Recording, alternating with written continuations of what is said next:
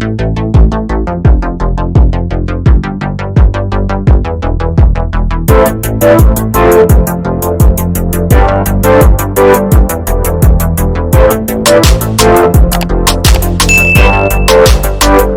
tiene Hungría para enseñarnos? Bueno, mucho, ¿no?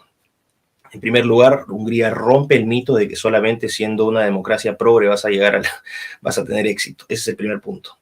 Que solamente con ideología de género vas a tener una sociedad igualitaria y vas a tener un país, ¿no?, donde no va a haber violencia y discriminación.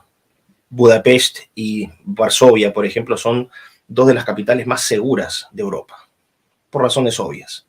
No han abierto las fronteras, por ejemplo, a este huaico, como decimos en Perú, este tsunami de inmigrantes, ¿no? Que finalmente no terminan siendo una inmigración, sino que termina siendo una invasión, porque nunca se asimilan. No hay un proceso de asimilación al país, sino hay un proceso abierto de invasión.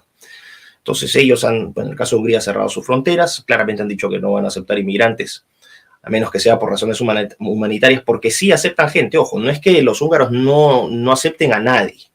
Sí aceptan gente también, y aceptan gente del Medio Oriente, pero por razones humanitarias. Ok, ese es un punto importante. Después, ¿qué es importante también señalar de Hungría? Las políticas pro familia han sido un éxito.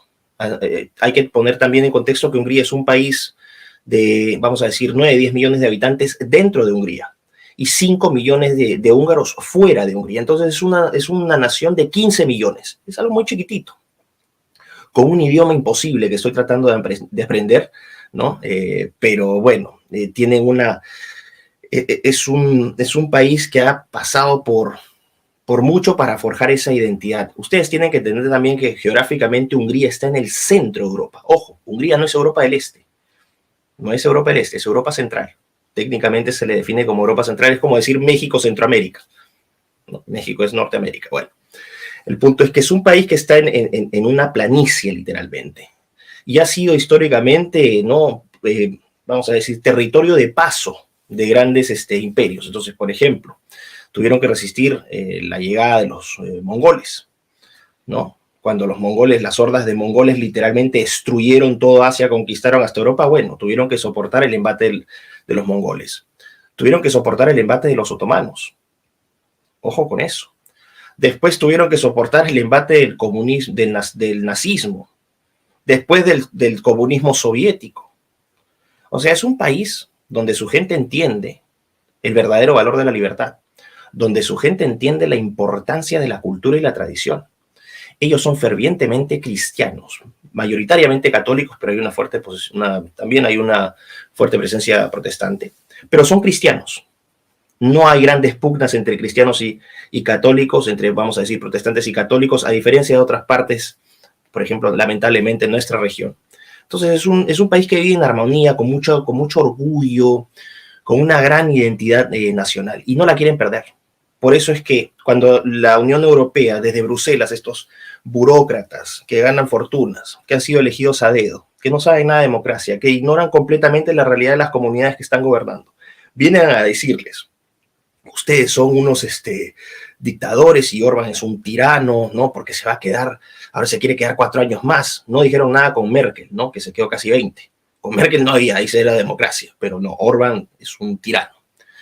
Y ahora que quieren violar los derechos de las comunidades LGBT, simplemente por haberle dicho a Bruselas que que su educación de género es una basura y que no la van a aceptar. Entonces, ¿qué salió a decir la Unión Europea? Bruselas agarra y acusa a Orbán de tirano. Orbán es un tirano, es un dictador. Las comunidades LGBT perseguidas. Mentira, ¿no? Porque ustedes van a Budapest y literalmente es una ciudad, a ver, ¿cómo se los explico? Se respira normalidad. Es un país normal, feliz, ¿no? Hay parejas de homosexuales, hay lesbianas también, pero nadie les revienta cohetes porque no son especiales, no tienen por qué ser especiales tampoco, ¿no? Así como hay homosexuales, hay ancianos jugando con sus nietos, hombres y mujeres dándose besos en la calle, ¿no? Una maravilla. Tampoco pues están chapeteando todo el rato, pero me refiero a que hay es un ambiente maravilloso. Entonces, ellos han dicho, la Unión Europea acusa a Orbán de tirano, de dictador. ¿Qué fue lo que dijo Orbán? Bueno, muchachos, ustedes que son los más democráticamente elegidos, no me van a venir a dar a mí lecciones de democracia, pero vamos a lanzarlo a un referéndum. Y el 3 de abril de este año va a haber un referéndum donde hay 5 preguntas donde se pone en consideración a la población húngara si es que quieren o no tener esta educación inclusiva y todas estas estupideces. Y coincide esa elección, ese referéndum, con elección parlamentaria, donde se pone en juego también la continuidad de Orbán. Por eso es que esta es una elección muy, muy importante, porque se define si Orbán se queda 4 años más o se va. Bueno, entonces ahora vamos a decir, las encuestas están claramente en rechazo a estas políticas de educación, que no son de educación, son de adoctrinamiento abiertamente, y también, gracias a Dios, por la incompetencia de la oposición, porque yo he estado ahora en Hungría, he estado siguiendo un poco de política húngara, y les puedo decir que no he visto, pocas veces he visto una oposición tan incompetente. Han elegido a un líder, ¿no? Sacaron a uno de un consenso, un tal Peter Markizai, supuestamente conservador católico, doble nacionalidad, es húngaro-canadiense, o sea, Trudeau debe estar ahí, pero no, soñando que salga. Y es un tipo que fue elegido por consenso. Había sido su mayor logro haber sido alcalde de un pueblito de un nombre imposible, Jarosvárosbatei, una cosa. Lo lamento, no quiero sonar ridículo, pero no puedo pronunciarlo. Y ese ha sido su punto más alto. Y ahora este sujeto va lanzándose de primer ministro. Pero fíjense un par de declaraciones. Hace una semana dice Markizai, ojo, en esta coalición que hay que resaltarlo, el Partido Socialista, los verdes, los marxistas, los comunistas, Jobbik, que es el partido de extrema derecha de Hungría, antisemita, también está en este caldo de cultivo político que es la oposición contra Orbán, ¿no? Y Orbán es líder del partido Fidesz, ¿no? Que es nacional conservador, y de la coalición de cristianos demócratas, creo. Son un pequeño partidito que se suma con ellos. Bueno, ¿qué dijo Markizai? Dijo, bueno, miren, ¿saben qué? Nosotros somos la alternativa porque nosotros somos aquella coalición que recibe a los comunistas, a los socialistas, a los liberales y a los fascistas. No estoy molestando, no estoy bromeando, dijo literalmente fascistas. Y ayer o anteayer salió con una declaración en la que decía, sí, pues Estados Unidos es un gran ejemplo es un gran ejemplo de libertad, porque incluso Michael Jackson, un hombre negro que nació pobre, terminó siendo mujer rica. No estoy bromeando, este es el candidato, esta es la oposición de Orbán. Entonces, ¿qué ha pasado? Una elección que estaba muy pegadita, ahora las encuestas están dándole a Orbán entre 8 y 10 puntos porcentuales, ya a más de 3 puntos es estadísticamente relevante. O sea, ahorita Orbán se está llevando la elección. Entonces, ese más o menos, discúlpenme la extensión, sé que ha sido un monólogo más o menos intenso, pero me pidieron preguntas, querían detalles y ahí pues les doy los detalles.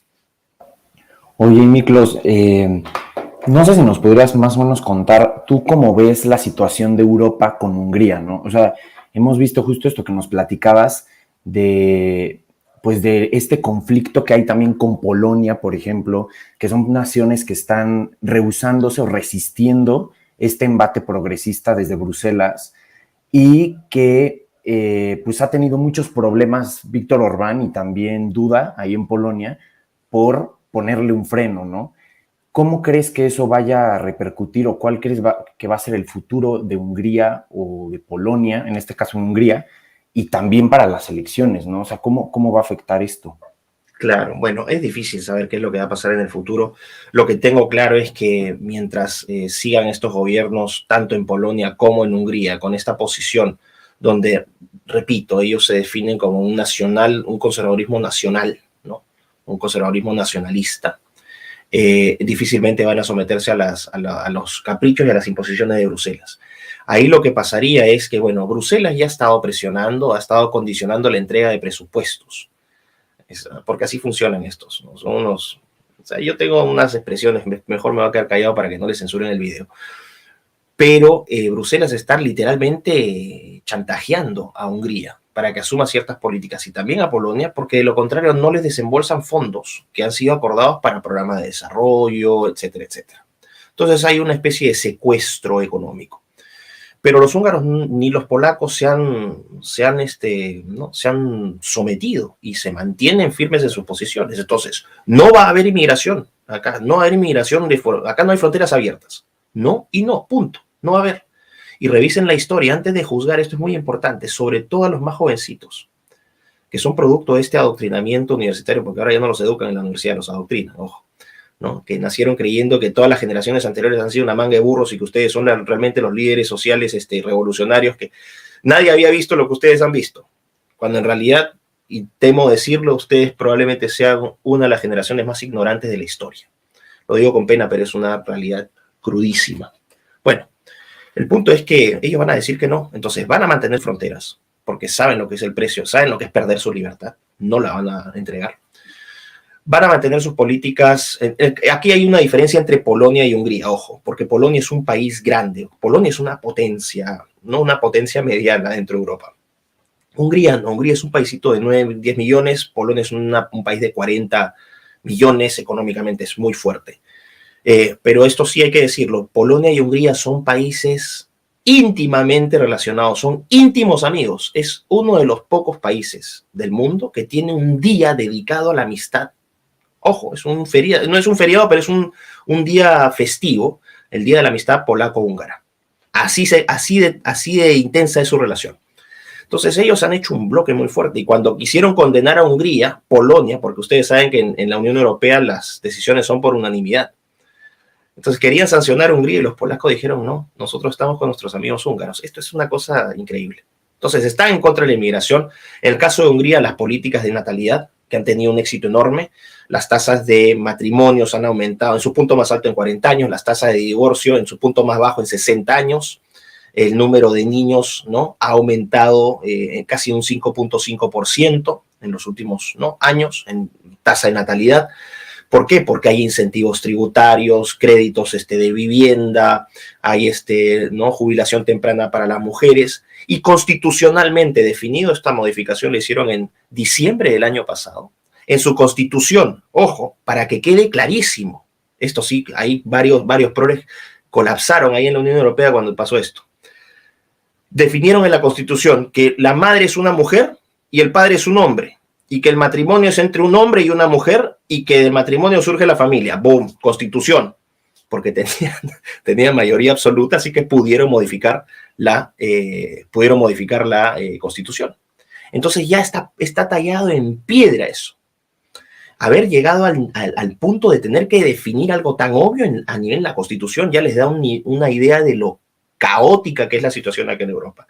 Lo puedo decir con fe, los países están literalmente colapsando. Francia es un mamarracho socialmente hablando, sobre todo en las grandes ciudades. París, váyanse al este, a la frontera de Francia con Bélgica y Holanda. Los problemas que hay con las comunidades musulmanas. Bélgica, con el barrio de Molenbeek. O sea, Bruselas, una cuarta parte de la población de Bruselas es musulmana ahorita.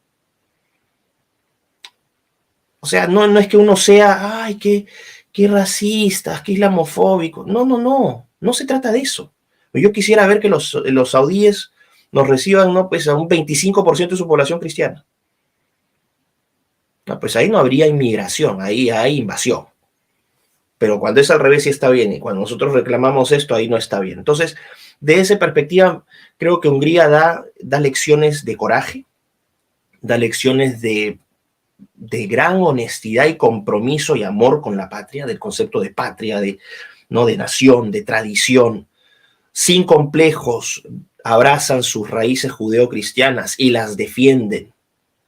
Yo ahorita estoy viviendo en Budapest, de hecho estoy ahorita acá en Inglaterra por unos días, pero regreso a Budapest, discúlpeme, me voy a meter un cachetado yo mismo. Regreso a Budapest el próximo domingo y estoy viviendo en una zona muy bonita en Pest, en la parte plana, ¿no?, por la parte donde hay unas tiendas, un sitio muy bonito. No saben lo lindo que es Hungría, no saben lo lindo que es Budapest. Ya he tenido la oportunidad de viajar a Szeged, al sur de Hungría, en la frontera con Serbia, porque parte de nuestras responsabilidades es que vamos a dictar literalmente ciclos de conferencias en varias ciudades de Hungría donde el MSC tiene sedes. Entonces voy a estar visitando Debrecen, Miskolc, Pécs, Győr, varias ciudades.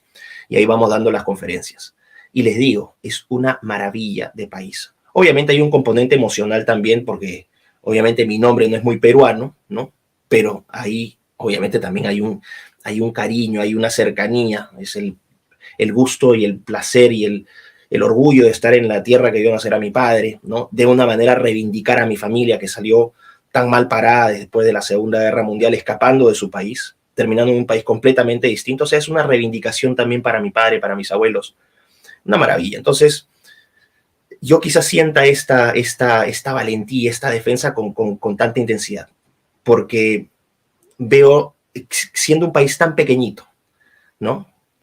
Con gente con muchísimo coraje. Eso me inspira. Es como ver a estos canadienses que están saliendo, los camioneros ahorita, a defender, ¿no?, sus libertades frente al tirano, al dictador este malnacido de Trudeau, ¿no? Donde están ahí plantándoles cara. Entonces Hungría tiene eso, ¿no? No hay que agachar la cabeza nunca. Y Hungría prueba algo. Hungría es un enorme cisne negro, si es que utilizamos la teoría popperiana, ¿no? Del falsifiability, como se dice, ¿no? No sé cuál es la traducción en español, ¿no?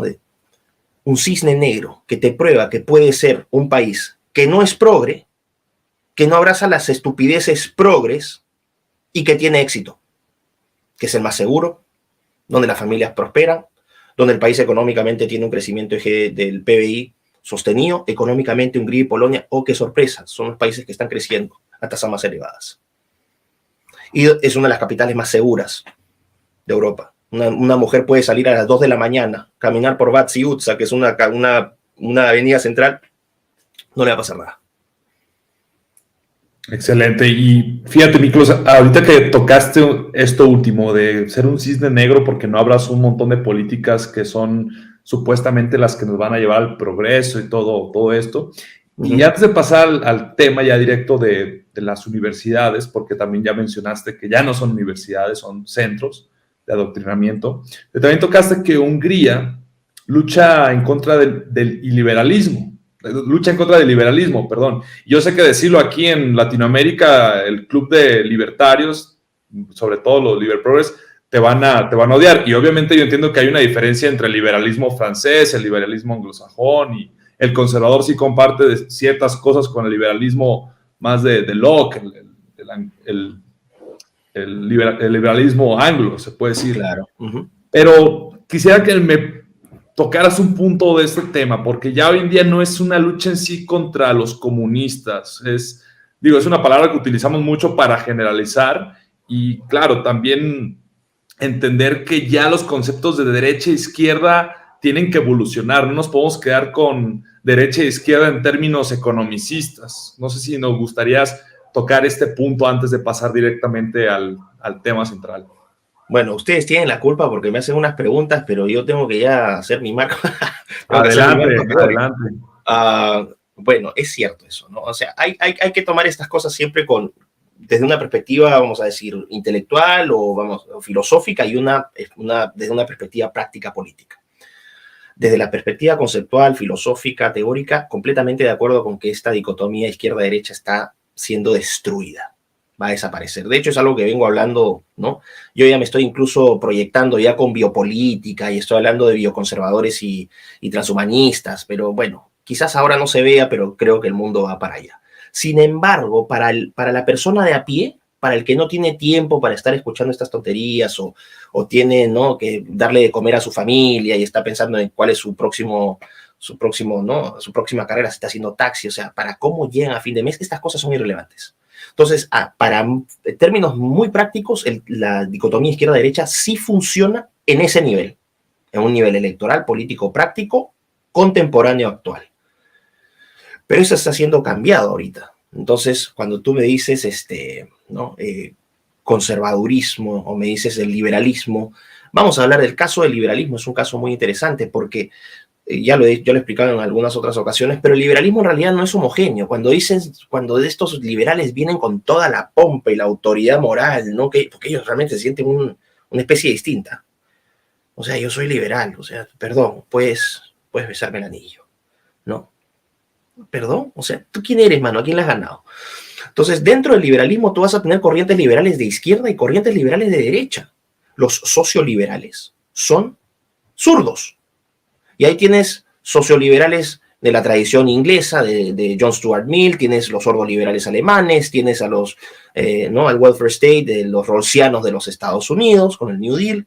Bueno, Son tres vertientes de un liberalismo social o socioliberalismo. ¿Por qué? Porque resaltan más la idea de justicia e igualdad antes que libertad. O sea, quiere libertad, pero es una libertad desde una perspectiva igualitarista. Por otro lado, vas a tener varias corrientes de liberales, vamos a decir, más de derecha. Van a estar los austríacos, van a estar los clásicos, van a estar el Public Choice Theory, van a estar los neoliberales friedmanianos, etcétera. Y ya más a la derecha te vas a meter con los libertarios. Ya los libertarios, pues tienes los libertarios más de carácter economicista, como tú decías, ¿no? Rothbard, ¿no? Los anarcocapitalistas, y después ya tienes los libertontos, ¿no? Los libertarios tontos, esta corriente ya, vamos a decir, de deficientes, que es el libertarismo objetivista, randiano. Ese para mí es, mano, por favor, que hay pro-choice, man, tráeme un jugo y cierra la puerta por fuera. Para eso sirven. O sea, no sirven para nada. Entonces, tienes todas esas corrientes. El problema es que en América Latina o en Hispanoamérica, la gente tenía una concepción economicista de liberal. El liberal es un liberal que defiende el mercado. Entonces existía esta tendencia de asociar al liberal hacia la derecha. Pero ¿qué ha pasado? En los últimos años, vamos a decir, últimos 10, 15, 20 años, varios de los hijitos de papi que se han ido a estudiar a Estados Unidos, ¿no? Que son los más revolucionarios sociales. Ay, fíjate en tus privilegios. Su viejo le pagó la maestría en Harvard. O sea, son pero un mamarracho, ¿no? Entonces, estos idiotas vienen y han sido formados con la tradición liberal, socioliberal, igualitarista. Entonces, cuando vienen a América de nuevo dicen, ah, nosotros somos liberales. Sí, pero tú eres un liberal más zurdo. O sea, tú de liberal diestro no tienes mucho. Entonces, eso genera una enorme confusión. Hay una tremenda sopa ahí ¿no? Un tremendo pozole, como dirían allá en México, ¿no? De ideas. Entonces, hay una confusión, por ejemplo, ¿cómo diferencias al liberal del libertario? El libertario no es contractualista. El liberal sí apela a la categoría esta de contrato social. El libertario no aplica la categoría de contrato social. Para el libertario, la libertad es todo. O sea, la libertad es el fin y el objetivo y ¿no? el alfa y omega de todo. Cosa que es una estupidez, empíricamente hablando, es insostenible. Y el liberal sí es contractualista, es decir, habla de esta teoría del contrato social que le entregamos al Estado para que el Estado nos dé seguridad, ¿no? En el caso de Hobbes, después en el caso de Locke, sí, pero tiene que haber accountability, tienen que rendir cuentas porque si no se vuelven tiranos, bla, bla, bla. Bueno, ese es el marco. Entonces, cuando tú me dices qué está pasando, ¿no? en nuestra región, con el término de las ideologías, yo lo que veo es esa tremenda confusión entre liberales y libertarios. Y muchos liberales, especialmente socioliberales, que se han vuelto progres abiertamente. ¿Y qué es el progresismo? El progresismo no es una corriente exclusivamente de izquierda. Aquí se había, o sea, el diagnóstico inicial que hicieron Nico Márquez y Agustín era correcto pero incompleto. Porque vamos a decir, el progres no es nueva izquierda, no solamente es neomarxista. Tú tienes progres libertarios objetivistas, ¿no? Tienes progres que son socialistas. O sea, el progre puede ser de derecha e izquierda. Creo que esa ha sido y eso sí me precio, ojo, aquí al César lo que es César, me precio haber hecho esa contribución que era importante. Porque ahora sí se identifica el progre de derecha, que son los que tremendo daño están haciendo. En el caso de Colombia, en el caso de... Ya lo han dicho Agustín, lo ha dicho Nico, lo habla Pablo Muñoz Iturrieta, nuestros amigos, ustedes mismos también están hablando allá en México, ¿no? De cómo España, vamos a decir España con Casado, un mamarracho, Piñera en Chile, Macri en Argentina, Duque en Colombia, pero Pablo Kuczynski en el Perú, ¿son de derecha? No, no son de derecha, sometidos a la ideología progre. Frente a todo eso, destaca con nitidez la figura de gente como Orbán. Destaca con nitidez la potencia de Hungría para ponerle freno a toda esa tontería y decir, se puede ser exitoso, podemos tener país, podemos tener identidad, podemos vivir en armonía sin caer en estas estupideces ideológicas.